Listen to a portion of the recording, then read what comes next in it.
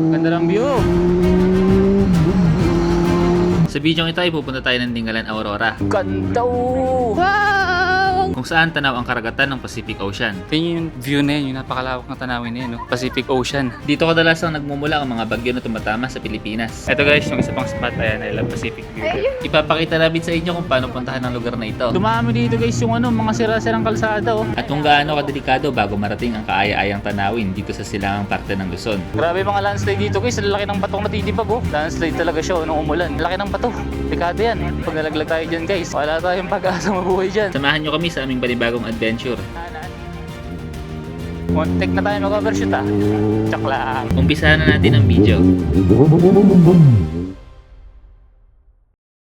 Good morning guys! Welcome back sa ating vlog. Ngayon ay araw ng June 6, 2026, no? Medyo maulan. Pero babayahe tayo ngayon guys na Dingalan. Ngayon yung araw na pupuntahan natin yung Pacific View Deck. Kaka-start lang nung habagat kaya may mga konti-konting ulan. Pero sana dun sa may bandang Aurora, no? Hindi masyadong maulan. Pupuntahan natin yung Batanes of the East na tinatawag. So yun yung parang pinakagilid na silangan na part ng Luzon. Tapos makita natin dun yung Pacific Ocean. Kumbaga dun nag-i-start yung mga bagyo, dun sila dumadaan papunta sa atin. Tapos maganda yung view niya, merong malawak na karagatan ng Pacific Ocean nga, tapos may mga magandang spots, may bundok, tapos yung Gabaldon dadaanan din pala natin. Yan, tapos tatry natin gawin yung mga activities doon tulad nung guys, yung ATV yon. Kasama natin ulit yung partner natin nga pala, ito siya.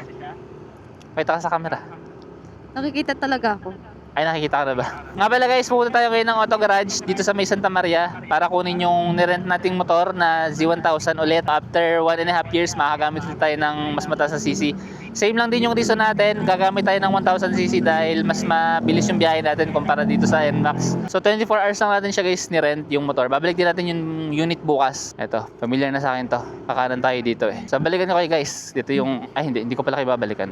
Gusto ko pala i-video to. 7 ba sinabi ko? Baka mali oras ko ah. Eto, sarado yung gate. Ayun yung sa harap yung Z1. So ayun guys, nakuha na natin yung unit na Z1000 ito. Wala na siyang wala na siyang RFID. Bali pag nag-expressway tayo, magka-cash lane tayo. Ayun, ito na yung unit. Tapos pupunta tayo na guys ng Dingalan. Ano sa'yo mo, nung unang experience mo makasakay ng 1,000cc? Ha? Wala. Ano Parang feeling? lilipad.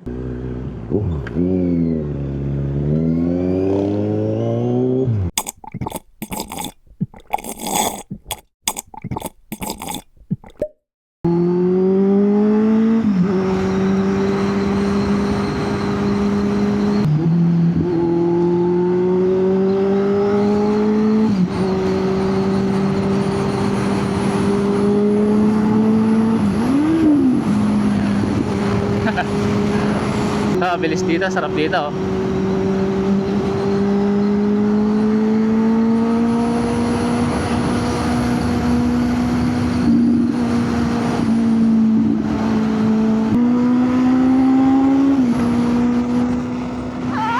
my God! My love! Ang bilis na lang!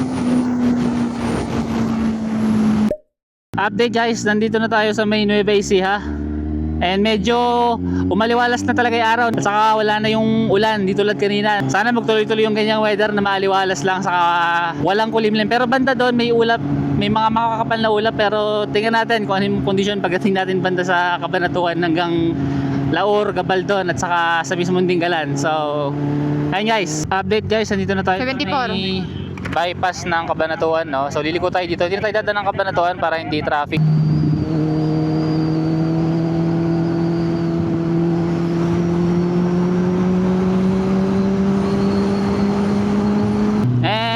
Kakanan tayo dito.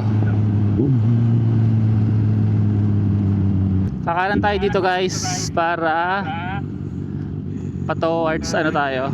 Laur. So dito tayo dadaan. Hindi tayo dadaan ng Palayan.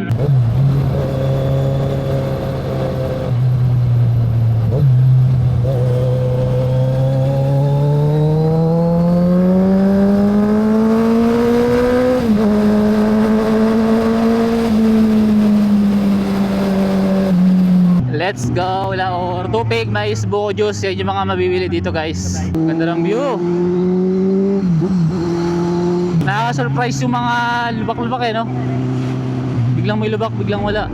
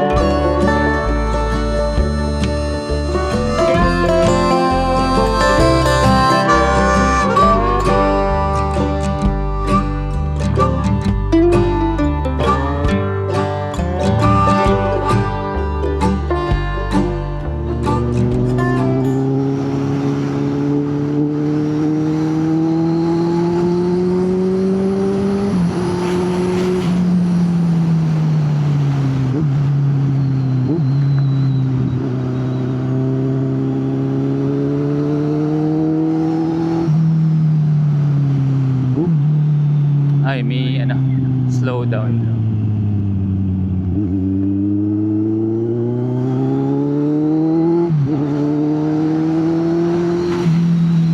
Ay, lubak na naman.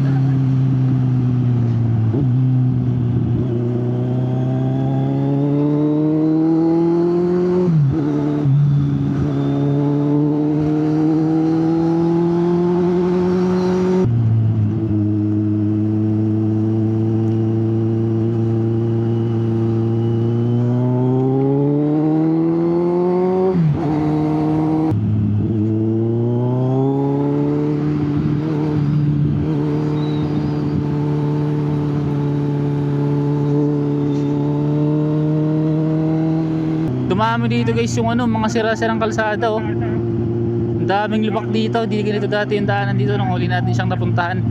Pero sa bagay ano, yung mga 1.5 years na rin naman yung huli nating punta rito. Kaya nagkaroon na rin ng mga additional na mga ano, damages sa kalsada. Eh, mga lubak oh. Pag narating nyo guys yung dulo ng Laurel, kakanan kayo para papunta ng Gabaldon at pagkaliwa naman ay papunta ng Palayan City.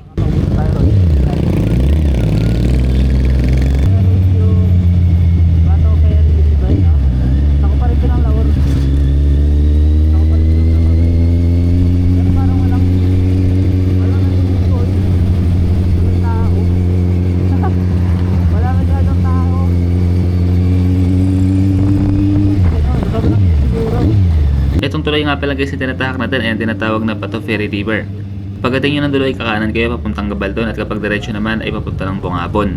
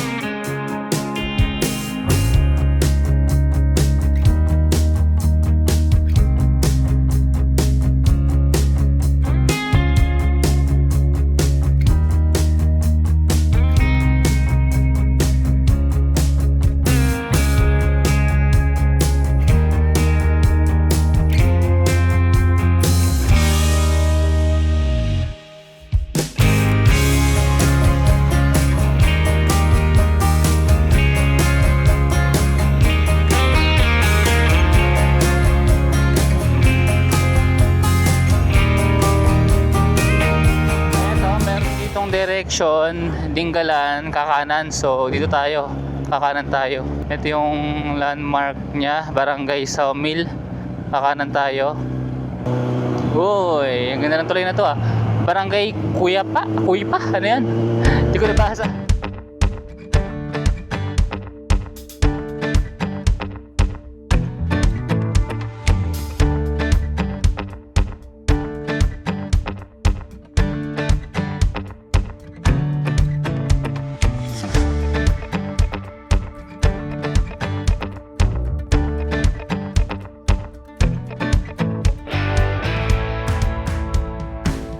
Ito. Oo. Ito na guys yung likuan papuntang Tinggalan. Overview dito sa kanan. Sa pagpabalik, ito yung way. Ito yung papunta doon. Bali, pakita tayo guys ng Pacific View Deck. Ito na yung daanan. Muntik na tayo mag-overshoot ah. Tsak lang. Ayun o. Ang ganda oh. Wow!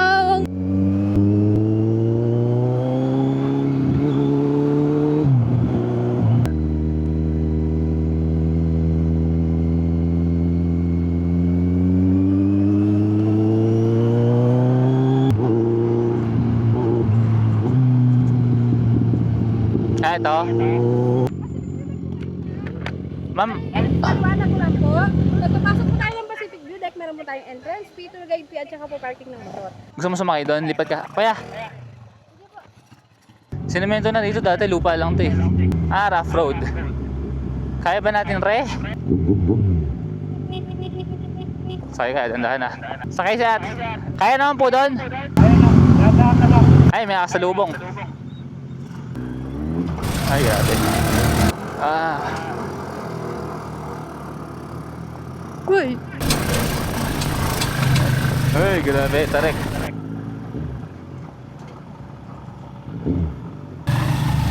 Medyo rough road. Pero doon lang naman siya matarik. Buti hindi umulan. Oh. Kabalan tayo ng paa. Ayan guys, ito yung dadaanan nyo pag pumunta kayo dito sa Pacific View Deck. Ah, ito yung pangalawang beses nating nakabalik dito. Ay, grabe Tarek oh. Pag nalaglag tayo dyan guys, wala tayong pag-asa mabuhay dyan. Grabe.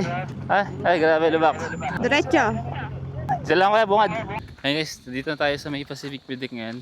Kakapark lang natin ang motor at pupunta na tayo ngayon sa taas. Hindi ko alam kung ilang minuto. Mga ilang minuto kaya to? Walang sinabi Siguro mga 5 minutes. Tanong natin guys kung pwedeng mag-drone. Pero sabi nila, depende raw sa'yo kung mag-drone ka kasi malakas to yung hangin Meron daw nagpalipad ng drone dito. Nalaglag daw sa baba, sa bangin.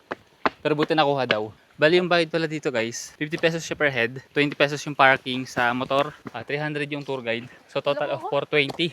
Ngayon nyo guys, sobrang lakas ng hangin dito. Mukhang di tayo makakapag Hindi mo ako palipad ng drone. yung drone. Tingnan natin yung sitwasyon mamaya. Hello po.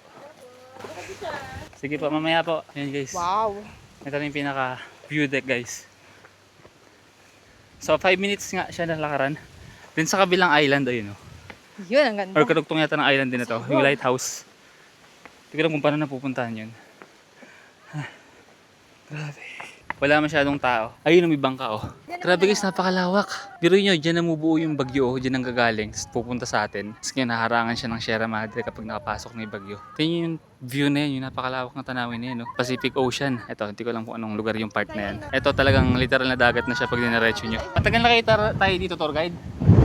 Ay, grabe. Lakas ng Drone tayo. Hindi pwede, malakas. Salanganin. Ako, may sumabit na dyan Tatangayin lang. Ay, yung sana tayo, di ba yung lighthouse na yun? Napupuntahan yun. Opo, yun ang inaakit.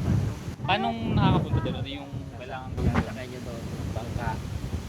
Kailangan marami kayo para sa bangka, hati-hati kayo. Ang hiking dyan, 45 minutes. 45. Tapos pagkayarin nyo dyan, kaya yung bangka na yan, galing na sa kuweba yan. Pupunta dyan sa kuweba. Ito yung kulay-pula po na yan. Oo, yan. Pauwi na yan Pero nanggaling na sila dyan. Saan po yan ang gagaling? Dito lang din. Sa baba. Kaya yung may kuweba rito. Pumapasok sila dyan sa kuweba. Ah, tagus po yan. Oo. Tapos, dito sila. Dyan naliligo sila. Ah. Mahal din po yung nun tay. Bayad. 1.5 po bangka. 1.5 per bangka. Tapos maganda hati-hati na para ganun lang. Kahit mga 5 segundo lang po.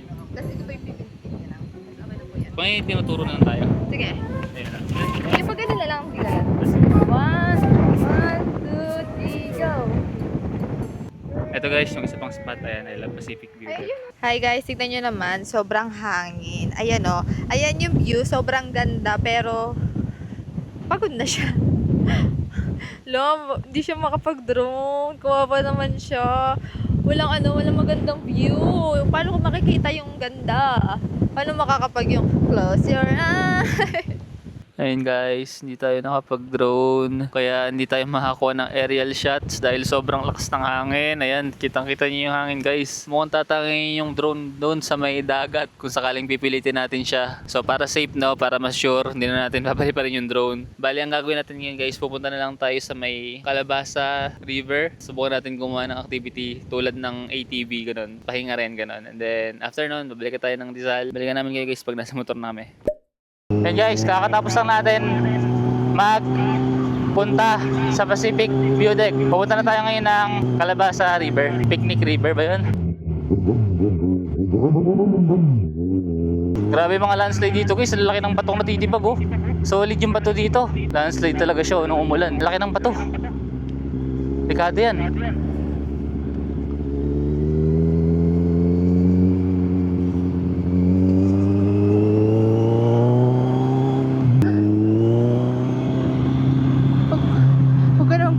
Bangging.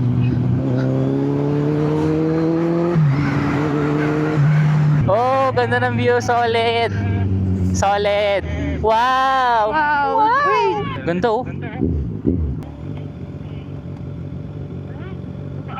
Eto guys, pumunta kami dito sa Calabasa River. No? Dito tayo magpapalipas ng oras bago tayo umuwi mamaya.